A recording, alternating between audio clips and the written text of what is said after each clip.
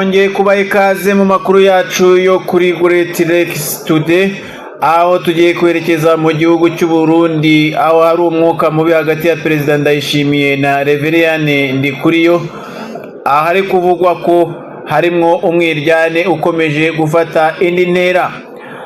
Ni mu gihe harimo bombori hagati ya Perezida Evariste Ndayishimiye na Reveriyane Ndikuriyo, umukuru w'ishyaka CNDD-FDD.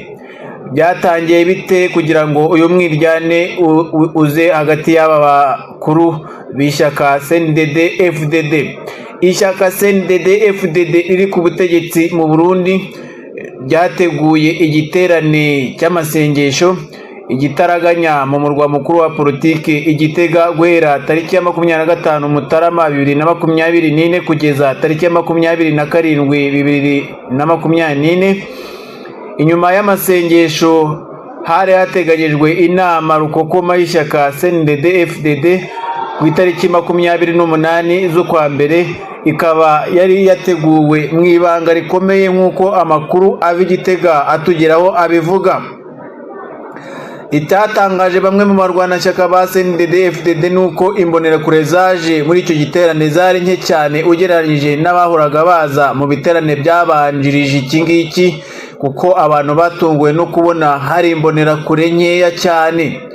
Bamwe mu barwanashyaka ba CNDD-FDD byarabatangaje kuko baherukaga gukora igiterane cy'amasengesho nk'aya kirangiza cyabaye mu kwezi k'Ukuboza umwaka wa 2023, kandi kikanabatwara imbaraga nyinshi zaba iz'amafaranga n'ibikorwa by'amaboko.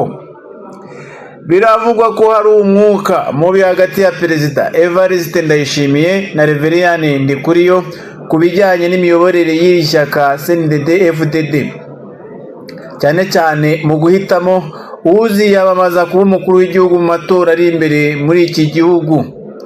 Abo bagabo bombi uko ari babiri bakaba bari guhangana ku nyungu zabo bwite, kuko ngo badashyira imbaraga mu iterambere ry'igihugu ahubwo bakibanda gushyira imbaraga ku nyungu zabo bwite. Bibaye kandi nyuma y'aho bamaze igihe bavuga imvugo zitandukanye zivuguruzanya, aho Reveriyane Ndikuriyo yivugiye ko imipaka u Burundi buhana n'u Rwanda itazongera gufunga, azakomeza kugerageza inzira z'ibiganiro na bagenzi be bo mu ishyaka FPR Inkotanyi bakumvikana kuri icyo kibazo bafitanye. Evariste Ndayishimiye nawe akivugira ko yagerageje ibiganiro birananirana ngo hageze ko afata umwanzuro. Budakeye kabiri umushikiranganji Martin Niteretse ari mu ntara ya Kayanza yatangaje ko imipaka u Burundi buhuriraho n'u Rwanda yose ifunzwe, bihita bishyirwa mu ngiro ako kanya. Iyo bombori mu ishyaka CNDD-FDD yemezwa na bamwe mu bawugize, kandi bisigaye bigoye no kumenya ahazaza h'iri shyaka kubera amakimbirane ari kurirangwamo muri ino minsi. Ikindi cyababaje abarwanashyaka nuko ngo batswe amafaranga bitunguranye. Buri wese bamuhaga envelope yiwe yagombaga gushyiramo amafaranga y'amarundi, ndetse batitaye no ku bantu baciye bugufi. Muri icyo giterane bakusanyije amafaranga y'amarundi miliyoni 402, kandi abarwanashyaka bose bavuga ko batabona igituma bakwa ayo mafaranga, aho ngo babona ko ari ubusambo bukabije n'ihohoterwa bagirirwa n'abakuru b'iryo shyaka ryabo. Kubera kubusanya hagati ya Perezida Evariste Ndayishimiye na Reveriyane Ndikuriyo, ubu ku buyobozi bw'ishyaka byateye imvururu n'induru nyinshi mu ba CNDD-FDD Igitega ku itariki ya 28 Mutarama 2024 muri kongere y'ishyaka birangira itabaye. Reveriyane Ndikuriyo uri guhangana na Perezida Ndayishimiye ni muntu ki? Reveriyane Ndikuriyo niwe wemejwe n'abarwanyi ba CNDD-FDD nk'umunyamabanga mukuru w'uyu mugambwe uri ku butegetsi mu Burundi. Yabaye nyuma y'ikoraniro kaminuza ridasanzwe ryabereye mu murwa mukuru wa politiki Igitega kuwa Mungu 2021.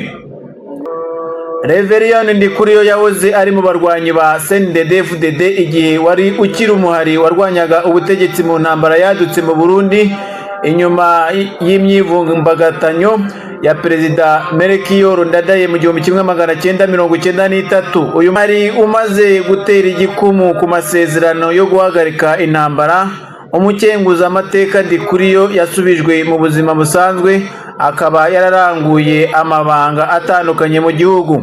Kuva muri 2004 yabaye buramatari w'intara ya Makamba asanzwe avukamo, gushika 2007 aho abereye umushingamateka gushika muri 2010.